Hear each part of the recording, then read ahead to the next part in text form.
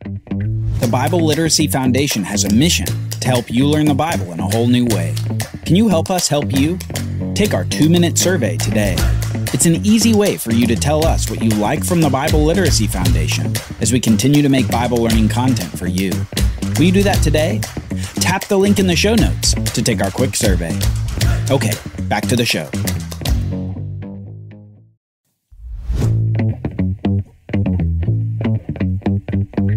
The Israelites have been through a lot since they entered the land of Canaan.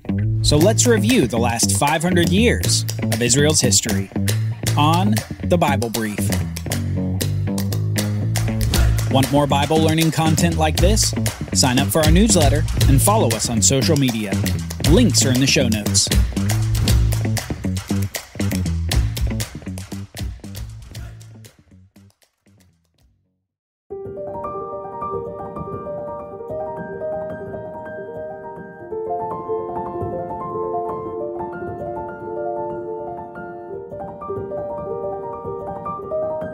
Long-suffering.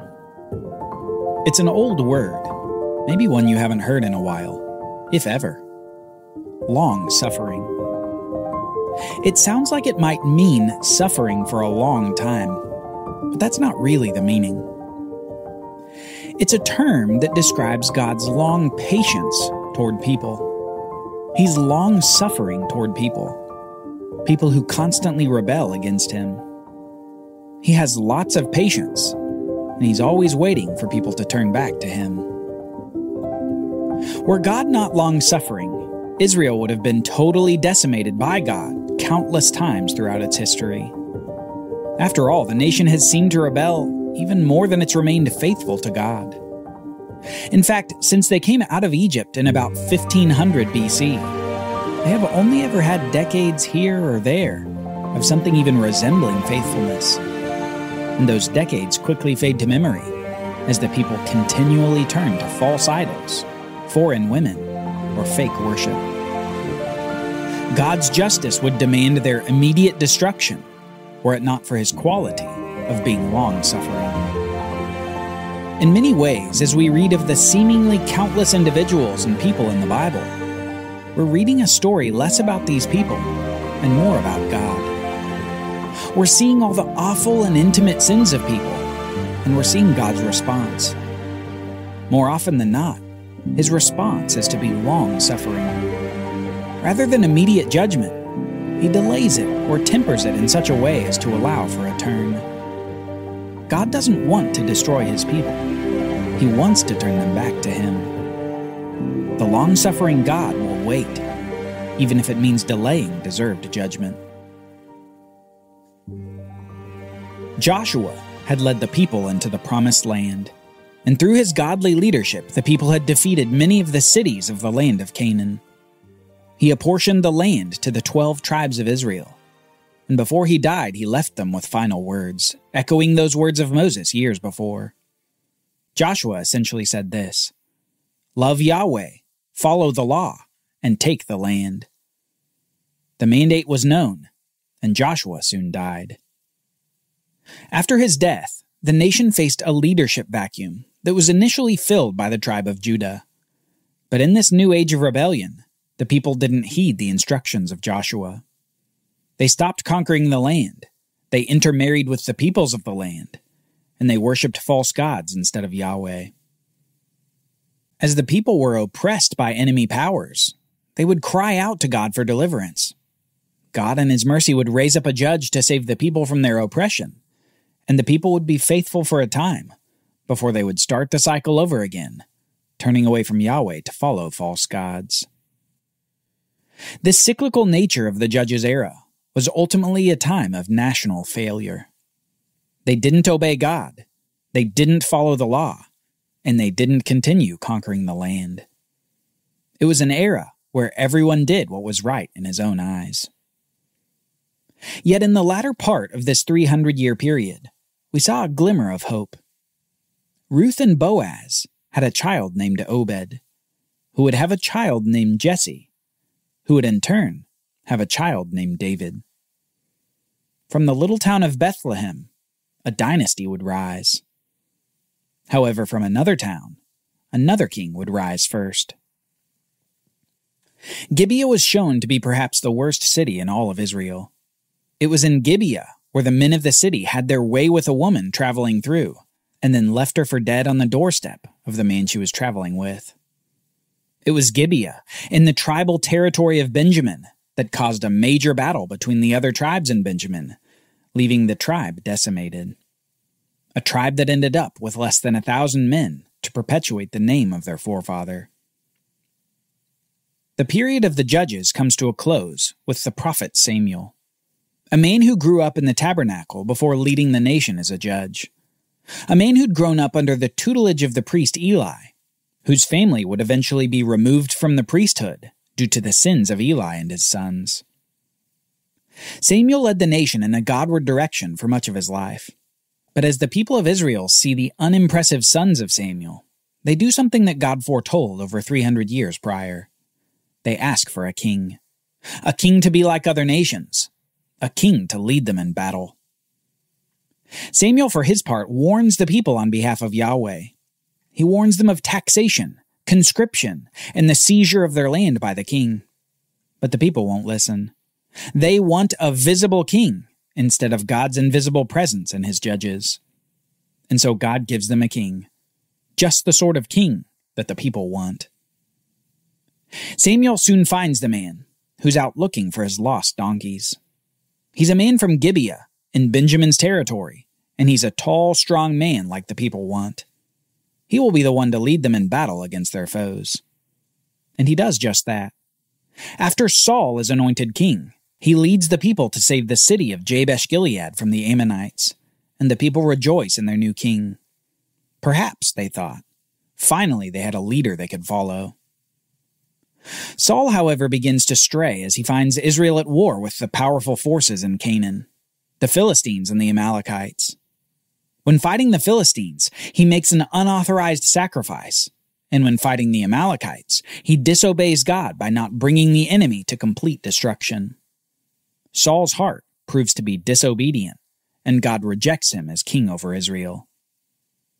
The prophet Samuel says to Saul, "The Lord would have established your kingdom over Israel forever, but now your kingdom shall not continue.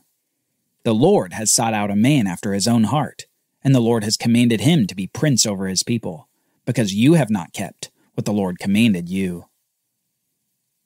Further, after Saul's unlawful sacrifice, Samuel says this, "Has the Lord as great delight in burnt offerings and sacrifices as in obeying the voice of the Lord?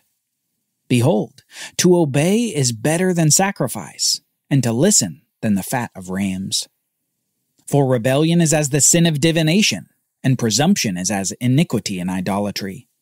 Because you have rejected the word of the Lord, he has also rejected you from being king."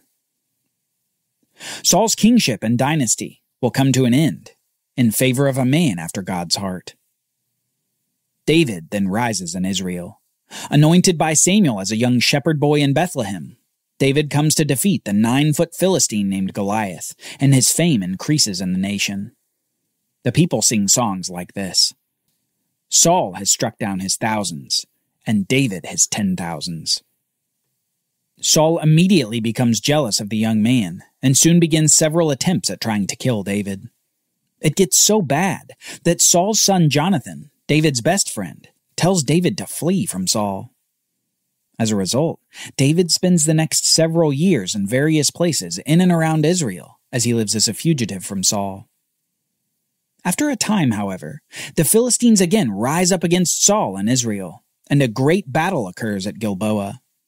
A battle that leaves Israel defeated, Jonathan dead, and Saul dead. After 40 years, Saul's kingship comes to an end, and David now has space to rise. David first becomes king over Judah for 7 years, before becoming king over all 12 tribes after victory in a war against one of Saul's sons for supremacy. David's reign over Israel is marked by amazing success.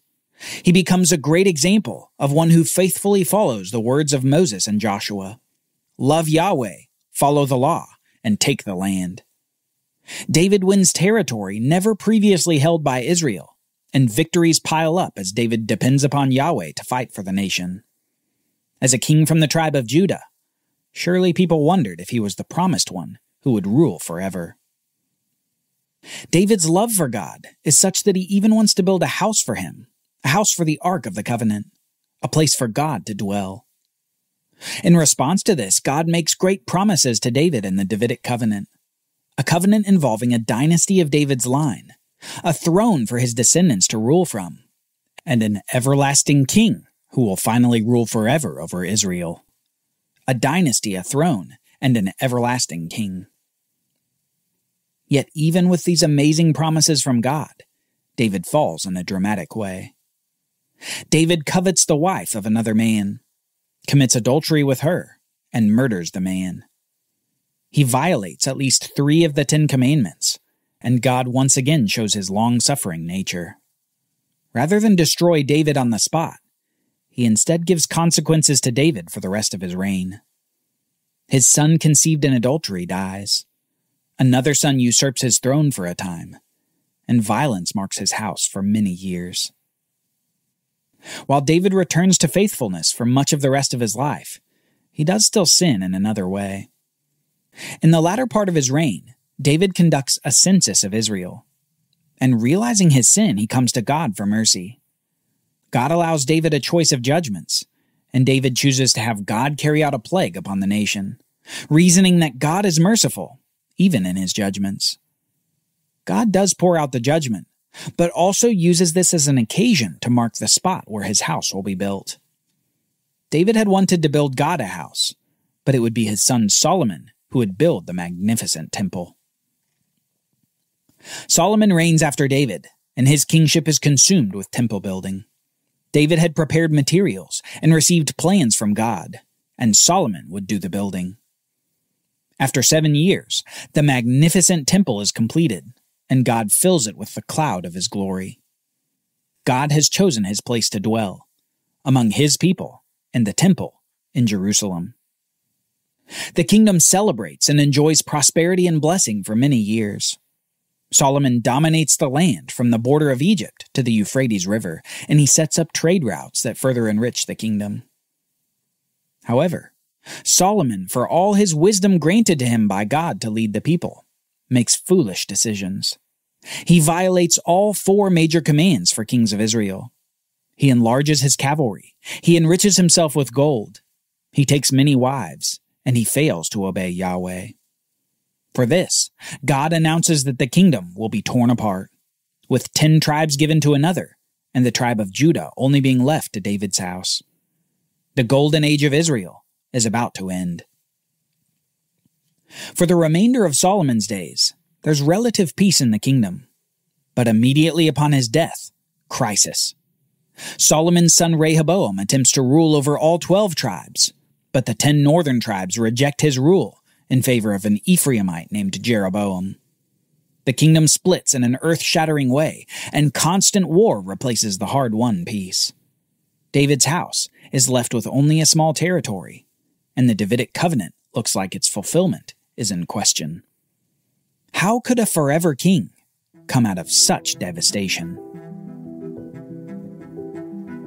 The kingdom demonstrates both the best and the worst of men. It shows the ugliness of rejecting God in King Saul, the blessing of honoring God in King David, and the tragedy of apathy in King Solomon. But perhaps the king demonstrates the same thing that the Judges era did with all its straying. The same God who raised up judges for Israel is the very same God who gave Israel their greatest kings. And this God, Yahweh, is long-suffering, not for 10 years, 20 years, or 200 years, but for millennia. Patient, so that his imperfect people will turn toward him in faith. Yahweh, Yahweh, a God merciful and gracious, slow to anger, and abounding in steadfast love and faithfulness, keeping steadfast love for thousands, forgiving iniquity and transgression and sin.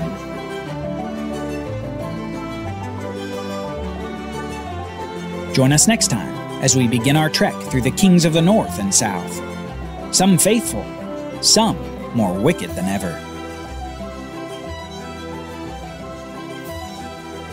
The Bible Brief is brought to you by the Bible Literacy Foundation, dedicated to helping people like you learn the Bible.